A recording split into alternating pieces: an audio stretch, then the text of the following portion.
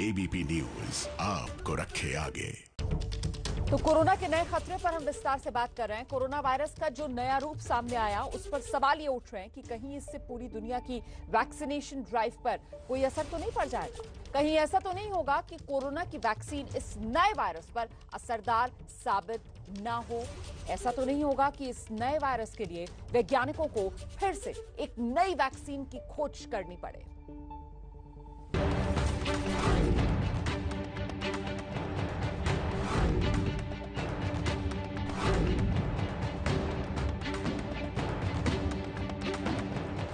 यह है दिल्ली एयरपोर्ट का इंटरनेशनल कार्गो टर्मिनल, जो साउथ एशिया का सबसे बड़ा कार्गो टर्मिनल है। लेकिन अब यह टर्मिनल कोविड वैक्सीन के ट्रांसपोर्टेशन का भी सबसे बड़ा हब बनने जा रहा है।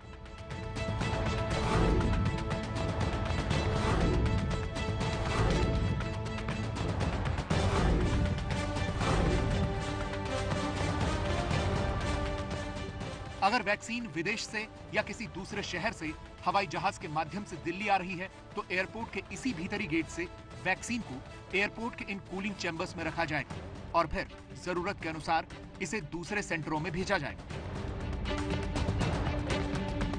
सबसे बड़ी चुनौती लगातार कूल चेन को मेंटेन करने की है। वैक्सीन का न्यूनतम तापमान बनाए रखना एक बड़ा चैलेंज है, लेकिन इसके लिए भी यहाँ खास इंतजाम है। एयरक्राफ्ट में लाने के दौरान एयरलाइंस कंपनियां अपने कार्गो विमान में -20 डिग्री तक का तापमान सुनिश्चित करेंगी। इसके लिए कार्गो विमान में एनवायरो कंटेनर होंगे।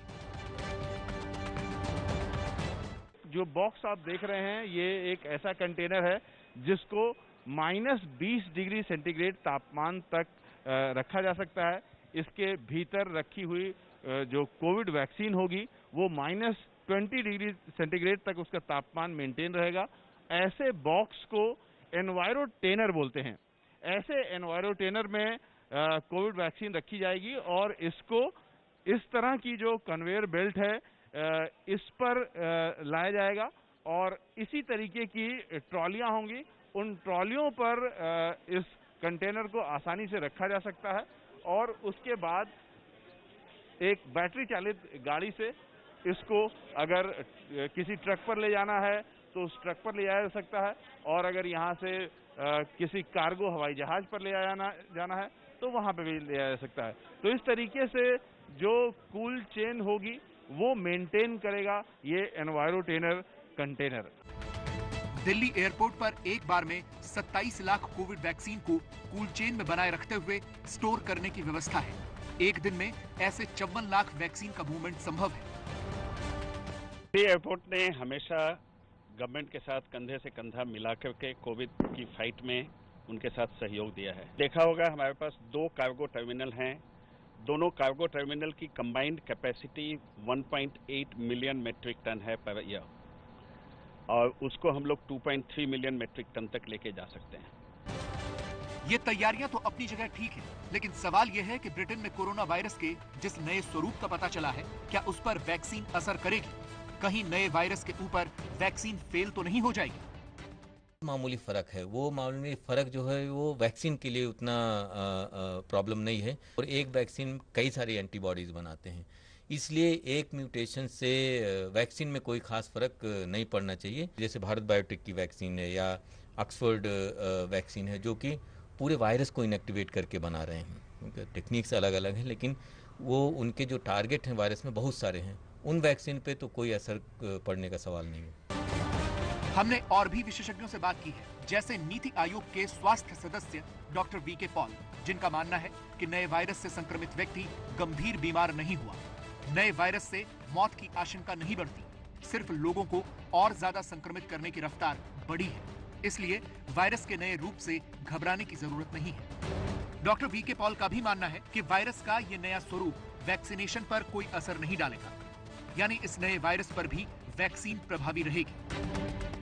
इस म्यूटेशन होने के बावजूद जो भी वैक्सीन अभी डेवलप हो रहे हैं, उनको अगर हम इस दृष्टि से देखें कि क्या इस म्यूटेशन से उनके ऊपर नेगेटिव प्रभाव पड़ेगा कि वो काम नहीं करेंगे, ऐसा नहीं है। तो आज की अंडरस्टैंडिंग के हिसाब से हम कह सकते हैं कि जो वैक्सीन्स आ रहे हैं, जो आएंगे, जहां तक हमें ये दिखाई दे रहा है, इस म्यूटेशन का उस इंटरवेंशन से, उस बचाव के टूल से, वैक्सीनेशन से के ऊपर कोई असर नहीं है। तो in short, no need to panic. सरकार का मानना है कि कोरोना वायरस का ये नया स्वरूप सिर्फ तेज गति से संक्रमित करता है, लेकिन ये खतरनाक नहीं है। और सबसे बड़ी बात यह है कि वैक्सीन इस पर भी असर करेगी। इसीलिए सरकार पैनिक नहीं करने को कह रही है। दो खास मेहमान जो लगातार मेरे साथ बने हुए हैं, डॉक्टर एमसी मिश्रा और हमारे साथ डॉक्टर राकेश मिश्रा भी लगातार बने हुए हैं इस चर्चा में। डॉक्टर राकेश मिश्रा, जब वैक्सीन डेवलप हो रही होती है वायरस के लिए, तो वायरस की नेचर को सब एक्सपर्ट्स जानते हैं, तो इतना मार्जिन म्यूटेशन का तो रखा जाता होगा मेरे ख्याल से सर? नहीं, देखिए, म्यूटेशन जो है वो प्रिडिक्ट नहीं किया जा सकता, वो नेचुरल चीज़ है, अनप्रिडिक्टेबल है। लेकिन वैक्सीन जो होती है, जैसे जो अभी mRNA वैक्सीन्स हैं दो, जो कि काफ़ी एडवांस स्टेज में हैं, उनको इमरजेंसी अप्रूवल मिला हुआ है, वो दोनों वैक्सीन्स ये जो स्पाइक प्रोटीन है उसके अगेंस्ट है। तो वैक्सीन जो होती है प्रोटीन के बहुत सारे पोर्शंस को अटैक करती है, उससे एंटीबॉडी जो बनती है वो कई प्रोटीन के भाग को पकड़ती है, उसके बाद डिस्ट्रॉय करती है। तो अगर एक एपिटोप जिसको हम बोलते हैं, या एक कोई अमाइनो एसिड में थोड़ा फर्क आ गया तो उससे बहुत ज़्यादा अंतर नहीं आना चाहिए वैक्सीन के इफेक्ट में। और बाकी जो वैक्सीन है, जैसे भारत बायोटेक की जो वैक्सीन है या ऑक्सफोर्ड एस्ट्राजेनेका की वैक्सीन से, ये होल वायरस वैक्सीन से, इसका मतलब हुआ कि ये पूरे वायरस को अटैक करेंगी ये वैक्सीन।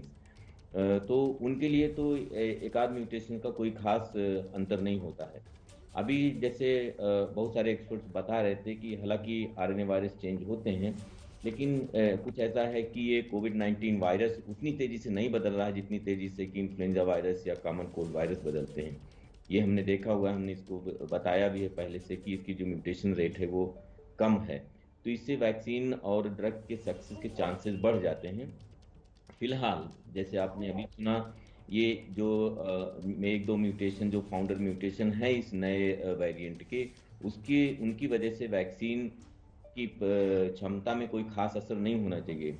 अब जब आप ये सवाल पूछें तो हम ये बता दें आपको कि वैक्सीन की क्षमता कितनी होगी, इस चीज़ के ऊपर बहुत बड़ा अभी शोध होना बाकी है। हमको ये नहीं पता है कि ये सारी वैक्सीन 6 महीने के बाद कारगर होगी कि नहीं, और उसके लिए हमको 6 महीने वेट करना पड़ेगा।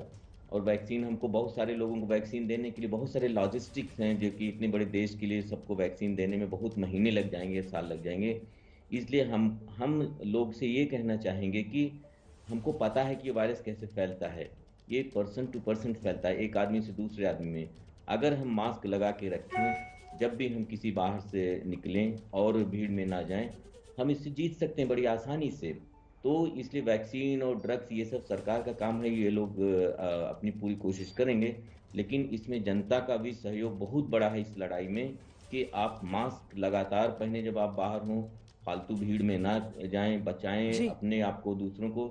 मास्क पहनना अगले एक साल के लिए हमारा कल्चर बन जाना चाहिए, हमारी एक सिविल निशानी बन जानी चाहिए कि हम एक दूसरे को बचाना चाहते हैं। और बिल्कुल सिविक रिस्पॉन्सिबिलिटी के तौर पर इसको हम सबको लेना चाहिए। आपने लेकिन जो बात कही सर, वो बड़ी महत्वपूर्ण बात है। मुझे लगता है डॉक्टर एमसी मिश्रा से मैं उसी बात पर कुछ और ज्यादा चाहूंगी वो विस्तार से अपनी बात रखें। अभी जो बात डॉक्टर राकेश मिश्रा कर रहे थे कि देखिए वैक्सीन की क्षमता कितनी रहेगी इसके बारे में अभी नहीं कह सकते, हो सकता है 6 महीने बाद वैक्सीन कारगर ना रहे। इसके पीछे की वजह क्या, मतलब यही म्यूटेशंस, डॉक्टर एमसी मिश्रा? हाँ, आपको जैसे डॉक्टर मिश्रा ने भी बताया, और आपको ये कॉमन फ्लू या इन्फ्लुएंजा की जो वैक्सीन है हर वर्ष लगानी होती है। एक तो उसका जो इफेक्ट है वो लास्ट नहीं करता, फिर ये म्यूटेशंस जो होते हैं उसकी वजह से भी, और ये म्यूटेशंस किस टाइप के हैं उस पर भी निर्भर करता है। तो जैसे फिनोटाइपिक वेरिएशंस अगर हो म्यूटेशंस के, तो उसमें जो viruses mutations can produce antigenic determinants उसको बोलते हैं, और इसकी जो अपीयरेंस है एंटीजेनिकली नोवेल वायरस म्यूटेशन के थ्रू जो होता है उसको डॉक्टर पॉल ने जैसे समझाया, वो उसको ड्रिफ्ट बोलते हैं, एंटीजेनिक ड्रिफ्ट। और एंटीजेनिकली जो वायरस ऑल्टर हो जाता है वो बीमारी कर सकता है, जो प्रीवियसली जैसे मेरे को मान ली हो भी गई बीमारी फिर भी कर सकता है, और पोस्ट जो इम्यून था जिसको वैक्सीन लग चुकी है उसको भी कर सकता है।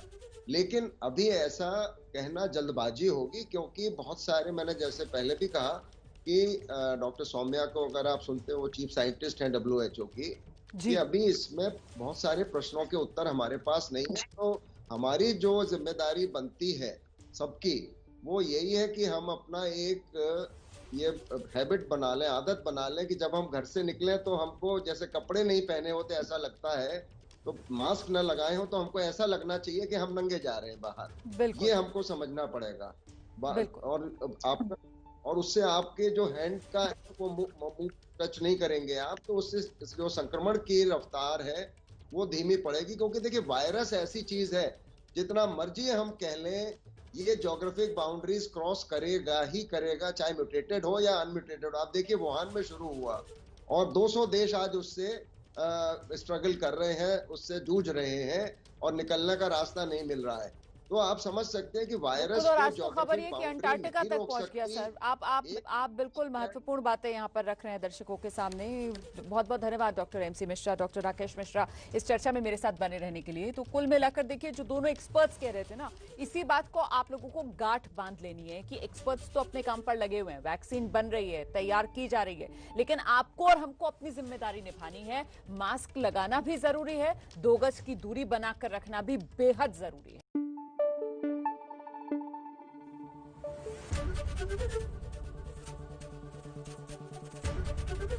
ABP न्यूज आपको रखे आगे।